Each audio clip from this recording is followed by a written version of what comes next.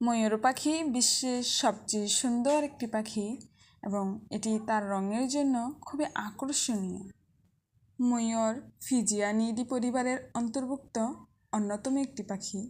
এটি এশিয়ার বিভিন্ন দেশে দুই প্রজাতির ময়ূর দেখা যায়, নীল ময়ূর আর সবুজ ময়ূর। নীল ময়ূর 1963 সালে ভারতের জাতীয় পাখি হিসেবে আখ্যা পায়, আর ভারতীয় উপমহাদেশে এদের দেখা যায়।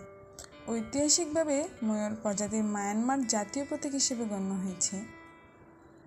আফ্রিকা মহাদেশে দেখতে পাওয়া যায় এক প্রজাতির ময়ূর। এই ময়ূরকে কঙ্গো ময়ূর বলে। এদের গায়ের রং সাদা। এই ময়ূর একদম ধবধবে সাদা হয়। এদের গায়ে কোনো নীল ছোপ বা লাল ছোপ কোনো দাগ হয় না। এরা একদমই ধবধবে সাদা। ভারতীয় সংস্কৃতি অনুযায়ী ময়ূরকে পবিত্র পাখি বলা হয়। ময়ূর নাকি পবিত্র পাখি। সৃষ্টিকর্তার সৃষ্টি, প্রকৃতির সকল কিছুই পবিত্র। আমরা কোনো কিছুকে অপবিত্র বলতে পারি না।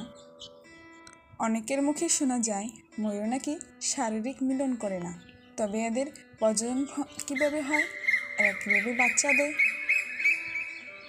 এটি হলো কঙ্গো ময়ূর, আফ্রিকার সাদা ময়ূর। এই ময়ূরটি দেখতে খুবই সুন্দর, মিষ্টি সুরেলা গান করে।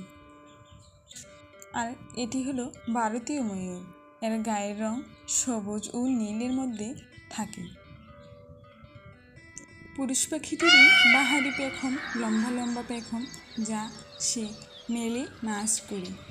স্ত্রী পাখির এত বড় পেখম থাকে না, তবে ছোট ছোট ধূসর রঙের পেখম থাকে। ময়ূর যখন শব্দ করে ডাকে তখন অনেকে মনে করে ময়ূর কান্না করছে। আসলে ময়ূর কান্না করছে না, সে তার সঙ্গীকে জানিয়ে দিচ্ছে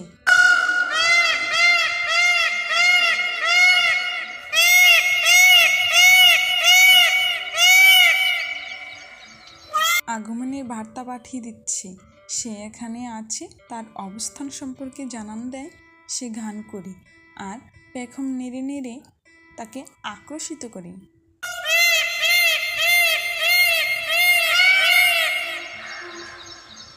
ময়ূরকে অনেকেই পবিত্র পাখি মনে করে। আল্লাহর সৃষ্টি সকল প্রকৃতি পবিত্র, তবে অধিকাংশ ভারতীয়রা মনে করে ভারতের জাতীয় পাখি জন্মত্যাগ করে না, তাই এটি পবিত্র। তারা প্রজননের জন্য শারীরিকভাবে সঙ্গম করে। পুরুষ ময়ূর তার সুন্দর ডানা মেলে নাচিয়ে নাচিয়ে গান গেয়ে ময়ূরীকে কাছে ডেকে নেয়। ময়ূরীও ময়ূরের সাথে নাচতে শুরু করে। একসাথে এরা নাচতে নাচতে এদের পিছনের পেখমগুলো একসাথে মিলিত হয়ে যায়। মিলিত করার মাধ্যমে এরা প্রজনন ক্ষমতা সম্পূর্ণ করে ফেলে, তাই আমরা অনেকেই এটি বুঝতে পারি না।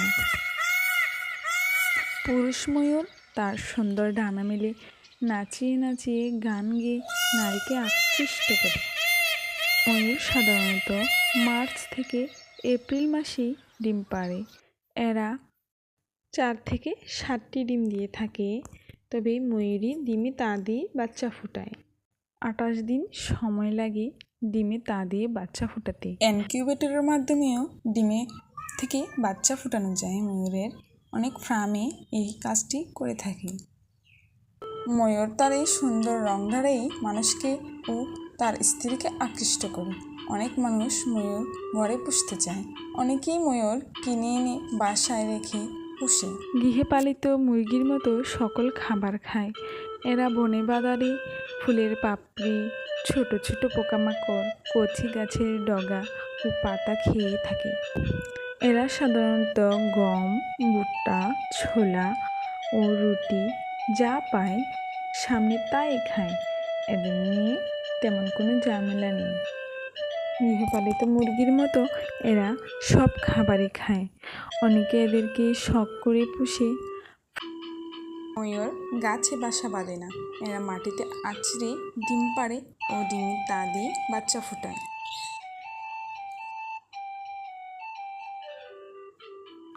ময়ূরী ডিমে তা দিয়ে বাচ্চা ফোটায়। বাচ্চা ফোটানোর কোনো ঝামেলাই নেই। আর ময়ূর যা পায় তাই খায়।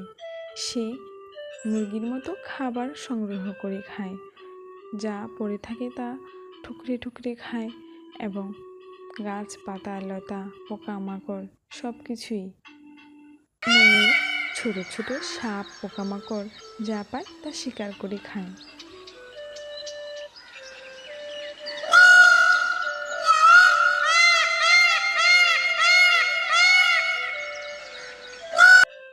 একটি ময়ূর প্রায় 15 থেকে 30 বছর পর্যন্ত বেঁচে থাকে যদি এরা কোনো অসুস্থ না হয়।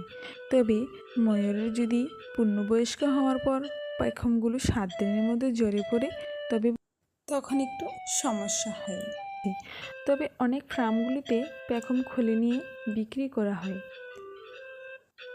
ময়ূর তার পেখম দুলিয়ে নাচতে পছন্দ করে ও কে কে করে গান গাইতে পছন্দ করে, এটাই স্বাভাবিক। পেখম খুলে নিলে প্রকৃতির নিয়ম বিরুদ্ধে, এতে তার ক্ষতি হবেই।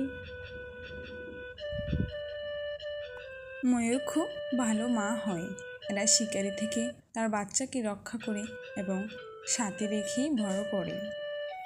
ময়ূর মুরগি ও গৃহপালিত পশুর মতো একটি হালাল পাখি। এটি স্ত্রী ময়ূর, এর কোনো বড় পেখম নেই। যদি কোনো কারণে এটি খাওয়া হয়ে থাকে হারাম হবে না। ময়ূর হালাল একটি পাখি, এটি মুরগির মতো খাওয়াও যায়। তবে ভোজন করে এত সুন্দর একটি পাখিকে আমরা ধ্বংস ও বিলুপ্তির পথে নিয়ে যাব না। দেখতে ভালো লাগে ও সুন্দর লাগে, তাই আমরা এটি লালন পালন করি। তবে অনেক ফার্মগুলিতে এগুলোর পেখম বিক্রি করার জন্য এগুলোকে পালন করা হয়। অনেক উচ্চ মূল্যে এগুলোর পেখম বিক্রি করা হয়। ভারতে কিছু ময়ূর দেখা গেলেও বাংলাদেশে এটি বিলুপ্তির পথে। এই যে ব্যবসায়ীরা এদের পেখম খুলে নিয়ে বিক্রি করে নিচ্ছে, এদের হত্যা করছে, এতে তারা লোকালয়ে আসতে চায় না। গভীর জঙ্গলে অরণ্যে এদের বসবাস। তবে কিছু সংরক্ষিত এলাকায় এদেরকে দেখা যায়, তবে সীমিত, একদম কম।